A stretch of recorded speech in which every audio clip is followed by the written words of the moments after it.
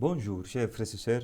Les paroles de ce sixième dimanche de Pâques nous préparent et nous invitent à découvrir la plénitude du mystère pascal. Il est très important que ce mystère pascal, nous puissions l'expérimenter dans notre vie. Le jeudi prochain, nous allons célébrer déjà l'ascension du Seigneur. Et dans 2 semaines pratiquement, nous allons célébrer la Pentecôte. Mais déjà le Seigneur nous fait une promesse à travers cette parole. Et déjà ces paroles nous conduisent à contempler l'amour de Dieu pour toi et pour moi. La première parole tirée du livre des Actes des Apôtres nous présente le diacre Philippe qui annonce Jésus-Christ chez les Samaritains. Cette parole nous montre la nécessité d'annoncer l'Évangile, nous montre également l'importance d'accueillir la bonne nouvelle et nous invite à prendre avec responsabilité le sacrement de la confirmation que nous avons reçu. La parole dira que la ville était remplie de joie en écoutant la prédication. Beaucoup de fois, nous croyons que l'annonce de l'Évangile revient seulement aux prêtres, aux sœurs, aux consacrés, etc., alors que l'évangélisation est un devoir de tout baptisé. La deuxième parole tirée de la première lettre de Saint Pierre nous exhorte à glorifier le Christ dans la joie, nous invite à honorer dans nos cœurs et avec notre vie la sainteté du Seigneur, car c'est le Christ qui nous a sauvés. Saint Pierre nous donnera également une parole très forte. Il dira « Soyez prêts à tout moment à présenter une défense devant quiconque vous demande de rendre raison de l'espérance qui est en vous. » En d'autres termes, l'apôtre nous demande de donner raison de notre foi. En effet, un chrétien ignorant est un futur protestant. L'évangile que nous allons écouter est une déclaration d'amour de la part du Seigneur envers chacun de nous. À travers ces petits versets, nous allons écouter au moins 5 fois le verbe aimer ou ses déclinaisons.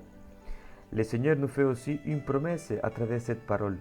Il demande au Père de nous envoyer le Paraclet, un défenseur, celui qui nous suggère ce que nous devons dire et faire. Il nous dit comment nous comporter face aux différentes situations de notre vie. Et cela est un privilège que nous avons. Nous sommes assistés par celui qui enseigne la vérité, vérité que le monde ne connaît pas. L'évangile commence en disant « Si vous m'aimez, vous garderez mes commandements ».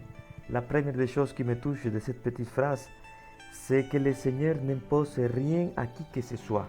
Au contraire, le Seigneur nous laisse toujours face à notre liberté. Le Seigneur dira « Si vous m'aimez, vous garderez mes commandements ». Le chrétien est celui qui manifeste l'amour envers le Christ quand nous gardons ses commandements. Nous sommes invités à garder les commandements non pas par peur du châtiment de Dieu, mais surtout à cause de l'amour que nous avons reçu en son Fils Jésus-Christ. C'est pourquoi nous pouvons obéir à ses commandements parce qu'il nous a aimés, parce qu'il nous a pardonnés, parce qu'il nous a sauvés. Certains peuvent penser et dire « Mon Père, moi je ne suis pas fidèle au commandement du Seigneur, au contraire, moi je me sens attiré plutôt par le monde et ses séductions. » Si nous prenons cette parole d'après notre manière de penser, avec notre mentalité moralisme, alors personne ne sera sauvé. La vie chrétienne n'est pas un moralisme, la vie chrétienne n'est pas non plus une philosophie, la vie chrétienne est principalement une bonne nouvelle. Nous ne pouvons pas réduire le christianisme à une série de lois à accomplir. Le Seigneur n'a pas besoin de l'accomplissement de la loi.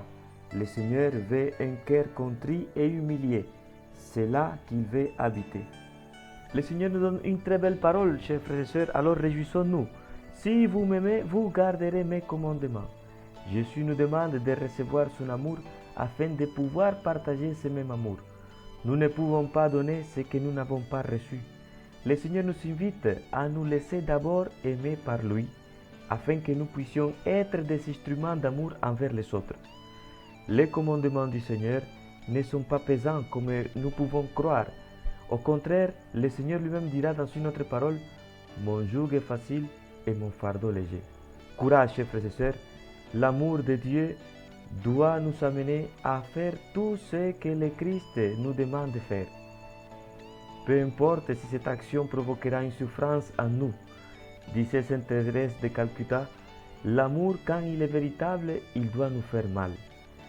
Courage, chers frères et sœurs, Célébrons avec joie les fêtes du Christ ressuscité, que nous puissions le bénir et le glorifier pour tous ses bienfaits. Il est important également de découvrir que nous avons un Père qui nous a aimés et que pour cela nous pouvons aimer. Demandons au Seigneur que l'amour devienne le fondement de notre vie, que nous puissions mourir à nous-mêmes pour donner la vie au monde. Chers frères et sœurs, je vous souhaite un saint dimanche de la résurrection du Seigneur et que la bénédiction de Dieu Tout-Puissant, le Père et le Fils et le Saint-Esprit descendent sur vous et y demeurent pour toujours. Amen.